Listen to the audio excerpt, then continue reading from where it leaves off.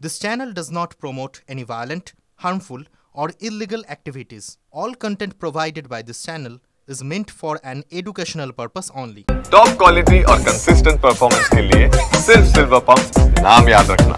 সবার প্রথমে এমন বেশ কিছু ছবি এবং ঘটনা আপনাদের সামনে তুলে ধরবো না যা রীতিমতো আপনাদের মনে ভয় ধরাবে। কেন বলছি বলুন তো, মায়ানমারে যে ভয়াবহ ভূমিকম্পের ঘটনা দেখলেন তার একের পর এক প্রভাব কিন্তু আমার রাজ্যেও পড়েছে, কলকাতাতেও পড়েছে। তবে মায়ানমার এবং থাইল্যান্ড এলাকার এই জায়গার ছবিটা ঠিক কিরকম ছিল, কারণ এখনো পর্যন্ত যা খবর পাওয়া যাচ্ছে একের পর এক আফটার শক এবং এখনো পর্যন্ত 15 জনের মৃত্যুর ঘটনা ঘটেছে। আমি পিসিআরকে বলবো বিগ বলে ওই ভয়ানক ছবিগুলো প্লে করতে। দেখুন এই বাড়িটা তৈরি হচ্ছিল, নির্মীয়মান বিল্ডিং, সেই নির্মীয়মান বিল্ডিং কিভাবে মুহূর্তের মধ্যে ধসে পড়লো দেখুন একবার। এই ছিল, এই নেই হয়ে গেল কিছুক্ষণের মধ্যে। আর স্বাভাবিকভাবে এলাকায় যে সমস্ত শ্রমিকরা ছিলেন, বারবারই বলছি যে এটা নির্মীয়মান বাড়ি, তারা রীতিমতো বাঁচার জন্য এদিক ওদিক ছুটে বেড়ালো। চোখের সামনে এই বহুতল ভেঙে পড়লো কিছুক্ষণের মধ্যে। আরো বেশ কিছু ছবি রয়েছে, এবার মেট্রো স্টেশনের ছবি দেখবো। এই ছবিটার সঙ্গে একবার নিজের রাজ্যের একটু তুলনা করে দেখুন তো, যদি এইরকম পরিস্থিতি আমার রাজ্যে হয় তাহলে কি ভয়ানক পরিস্থিতি হতে পারে। মেট্রোর ছবিটা দেখবো।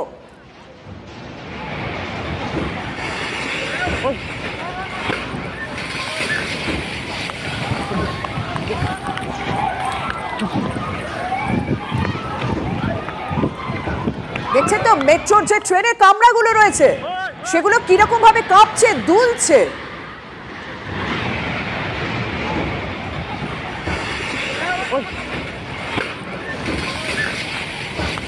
যাত্রীরা একে অপরকে ধরে রয়েছেন, হাত ধরে রয়েছেন, ভয়ে রয়েছেন, আতঙ্কে রয়েছেন।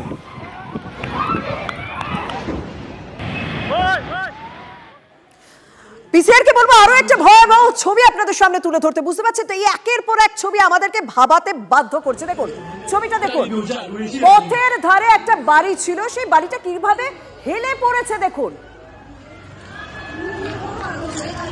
রাস্তার পাশেই বাড়িটা, মুহূর্তের ভূমিকম্প, হেলে পড়লো বাড়ি। আফটার শক, একের পর এক আফটার শকে এখনো পর্যন্ত বেশ কিছু জায়গা থেকে ভয়ানক ছবি ধরা পড়ছে।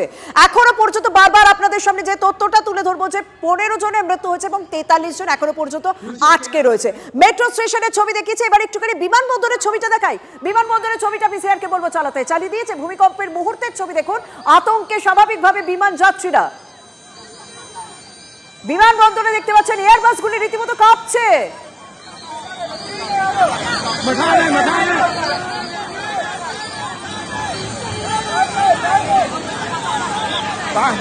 স্বাভাবিকভাবে যাত্রীরা ভয়, তারা পালিয়ে যাচ্ছেন।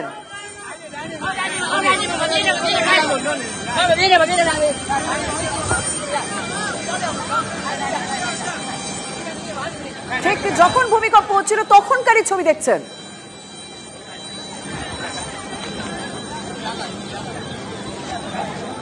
একের পর এক ভয়ানক ছবি আপনাদের সামনে যখন তুলে ধরছি, তখন আরো একটা ছবি আপনাদের সামনে তুলে ধরতেই হবে, কারণ সেখানেও দেখলে ভয় লাগতে বাধ্য। দেখবো ভূমিকম্পের মুহূর্তে বিমানবন্দরের ছবি দেখলেন তো, এবার দেখুন একটা বহুতলের উপরে জলের ট্যাঙ্ক, সেই জলের ট্যাঙ্ক ভেঙে গিয়ে ফেটে গিয়ে সেই জল পড়ছে এবং বহুতলটিও হেলে গিয়েছে।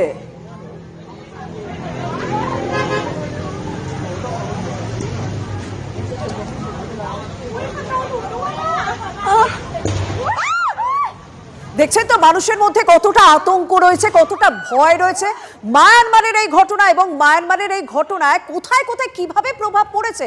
বহুতল ভাঙার ছবি যখন আপনাদেরকে দেখাচ্ছি, আপনাদের সেই প্রথম ছবিটা আরো একবার নিয়ে যাব, কারণ সেইটাই এই মুহূর্তে বিভিন্ন জায়গায় ভাইরাল হয়ে দাঁড়িয়েছে। আমি পিসিআরকে বলবো চালাতে।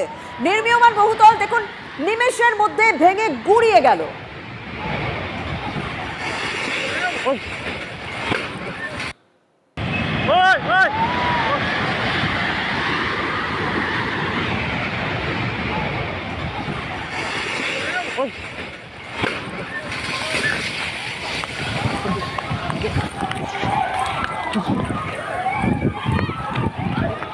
নির্মীয়মান বহুতল নিমেষের মধ্যে একেবারে ধুলো হয়ে গেল, গুড়িয়ে গেল।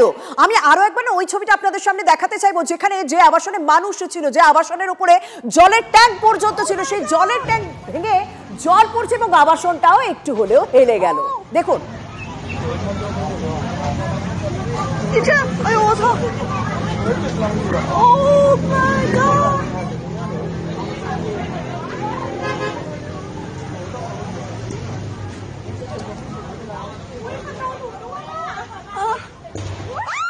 এ তো মায়ানমারের ছবি দেখলেন, যার প্রভাব থাইল্যান্ডে পড়েছে, আমাদের রাজ্যের বিভিন্ন জায়গায় পড়েছে, কিন্তু ভারতে কোথায় কোথায় কতটা প্রভাব অনুভূত হলো আমার সহকর্মী কমলেশ আমার সঙ্গে রয়েছেন। কমলেশ, দেখো, মায়ানমারে অনেকগুলো ভূমিকম্প হয়ে গেল।